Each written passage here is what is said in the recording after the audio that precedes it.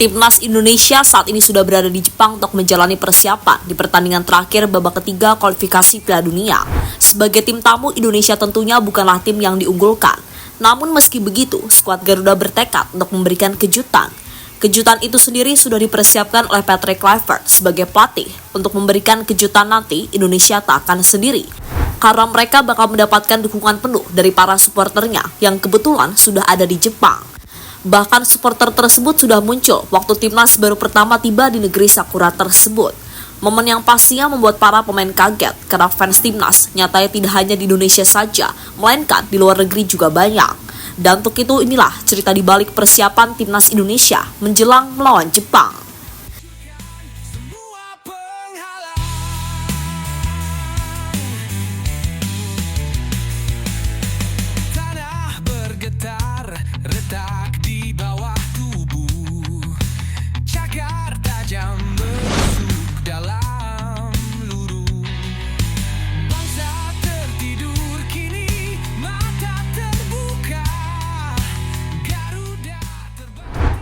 Ya, misi berat harus dihadapi oleh timnas Indonesia di pertandingan terakhir babak ketiga kualifikasi Piala Dunia. Bagaimana tidak, karena mereka harus melawan raja terakhir Asia, yakni timnas Jepang. Apalagi di pertandingan nanti, timnas Jepang akan bertindak sebagai tuan rumah, sehingga membuat mereka semakin diunggulkan. Belum lagi dengan rekor pertemuan yang hampir selalu dimenangkan oleh tim Samurai Biru. Misalnya di pertemuan terakhir saat Jepang berhasil mengalahkan Indonesia dengan skor 4-0. Hasil yang membuat Jepang dianggap sebagai lawan terberat Indonesia di grup C.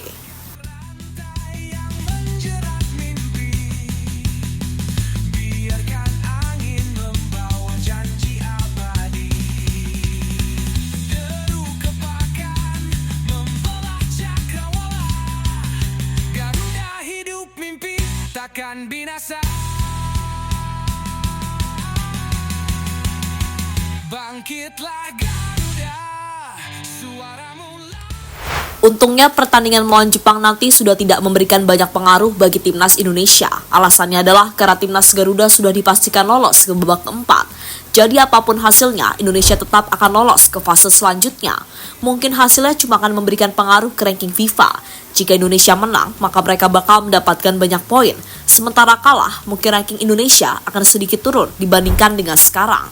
Jadi bagi timnas Indonesia, mereka tetap harus berjuang mendapatkan hasil maksimal. Karena hasil tersebut juga memberikan pengaruh pada ranking FIFA.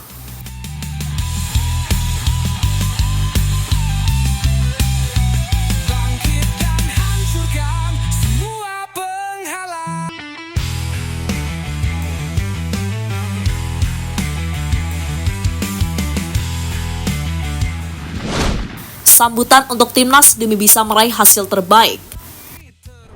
Dalam perjuangan nanti, timnas Indonesia tak akan sendiri karena mereka bakal mendapatkan dukungan langsung dari fans timnas di sana.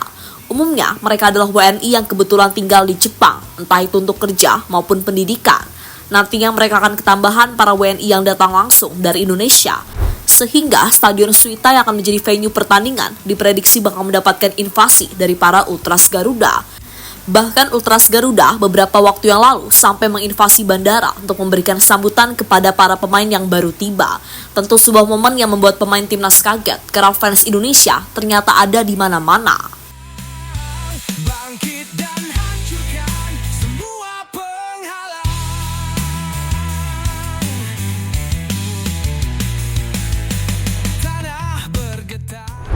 Tak hanya para pemain, Patrick Kluivert ternyata juga mendapatkan sambutan. Selain sambutan dari fans Indonesia, dirinya juga mendapatkan sambutan dari fans Jepang.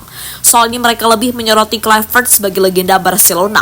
Maka dari itu, pelatih asal Belanda tersebut langsung diserbu fans Barcelona yang ada di Jepang. Mereka ingin berfoto sekaligus meminta tanda tangan. Tentu sebuah momen yang sangat langka, karena kapan lagi melihat pelatih Indonesia diidolai oleh fans lawan.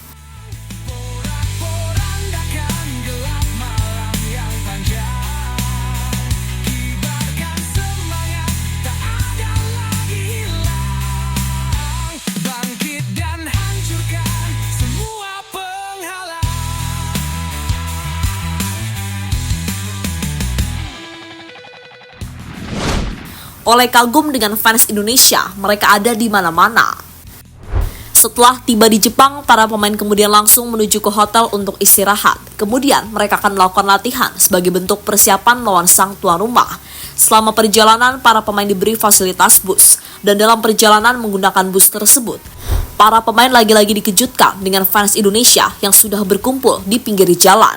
Tak hanya berkumpul, mereka juga menyanyikan lagu yang biasanya dinyanyikan di Stadion GBK.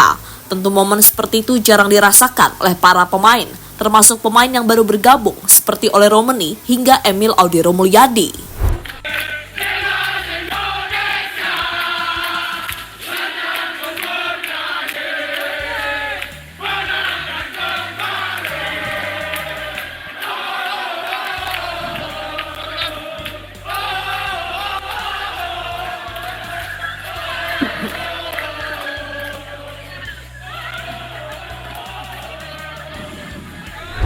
Tiket mahal tapi tetap ludes. Pada pertandingan melawan Jepang nanti, kabarnya Federasi Sepak Bola Jepang akan memberikan jatah tiket sekitar 3.000 lembar untuk fans Indonesia, dan jumlah itu bisa bertambah jika PSSI mau melakukan nego. Nego memang harus dilakukan karena tiket 3.000 itu tidak akan cukup untuk fans Indonesia yang ingin memberikan dukungan secara langsung. Wajar jika tiket itu tidak cukup, karena saat pertama kali dijual, tiket itu langsung ludes terjual hanya dalam hitungan 3 jam. Momen ini sendiri kembali mengingatkan kita saat fans Indonesia bertandang ke markas negara-negara lain seperti Arab, Australia, Cina hingga Bahrain. Intinya situasinya sama, tiketnya selalu ludes terjual.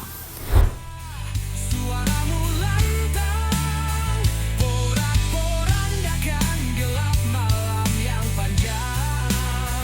Kibarkan semangat, tak ada lagi hilang. Bangkit dan Soal tiket sendiri, fans Indonesia memang sangat loyal. Mereka akan berani membayar mahal demi bisa memberikan dukungan kepada timnas. Untuk tiket melawan Jepang sendiri harganya memang lumayan mahal, dan itu dibagi setiap kategori. Untuk kategori dewasa atau umum, tiketnya dijual dengan harga sekitar Rp670.000. Sementara kategori SMA, tiketnya dijual seharga Rp461.000. Dan terakhir, tiket untuk kategori SD SMP dijual seharga Rp262.000. Lebih lanjut, jelang melawan timnas Indonesia, pelatih Jepang, yakni Hajime Moriyasu, mengaku masih kecewa dengan hasil anak asuhnya waktu melawan Australia. Maka pertandingan melawan Indonesia akan dijadikan sebagai ajang pelampiasan. Saya pikir ini hasil yang sangat mengecewakan. Meski kami memiliki banyak pemain kurang berpengalaman, tapi para pemain memberikan segalanya untuk menang. Kami melakukan persiapan yang baik, jadi sangat mengecewakan hasilnya tidak sesuai harapan kami. Tidak peduli siapa yang bermain, tim nasional Jepang berjuang untuk menang. Kami tidak terkalahkan di babak kualifikasi, jadi saya ingin mempertahankannya, tetapi itu sudah berakhir sekarang. Jadi kami akan melakukan persiapan sebaik mungkin, sehingga kami dapat menyelesaikan kampanye dengan kemenangan di kandang sendiri, kata Moriyasu pada media. Jika Jepang ingin mengalahkan timnas Indonesia, hal hampir serupa juga diungkapkan oleh Patrick Kluivert. Menurutnya, hasil pertandingan melawan Cina telah membuat para pemainnya semakin percaya diri. Dan modal itulah yang akan digunakan untuk berusaha meraih hasil positif saat melawan Jepang. Kamu tahu kita akan bermain melawan tim yang sangat kuat. Kita mendapatkan hasil yang bagus melawan Cina, jadi kita sangat percaya diri. Tetapi Jepang juga pasti sangat percaya diri karena mereka bermain sebagai tuan rumah. Jadi kita akan mencoba yang terbaik untuk meraih hasil positif, kata Kluivert dikutip dari ESPN Asia.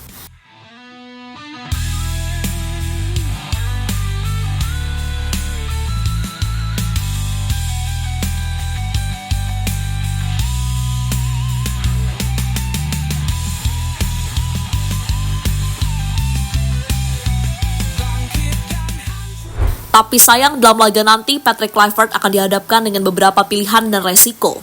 Untuk pilihan, dirinya pasti bingung apakah menurunkan Emil Audero atau Maarten Paes sebagai penjaga gawang. Untuk resikonya adalah soal pemain yang sudah mendapatkan kartu kuning sebelumnya, seperti Jay Itzes hingga Verdong. Jika dua pemain itu dimainkan, maka resikonya bakal kembali mendapatkan kartu kuning. Jika kartu kuning didapatkan, maka mereka akan absen membela Indonesia di babak keempat mendatang. Jadi lebih baik Kluivert mengistirahatkan dua pemainnya tersebut dan memberikan kesempatan kepada pemain lain yang pastinya kualitasnya tidak kalah jauh. Untuk posisi Bang Jay bisa ditempati oleh Mads Hilgers, sementara peran Verdong bisa digantikan oleh Dean James. Garuda mencakar dunia yang diam.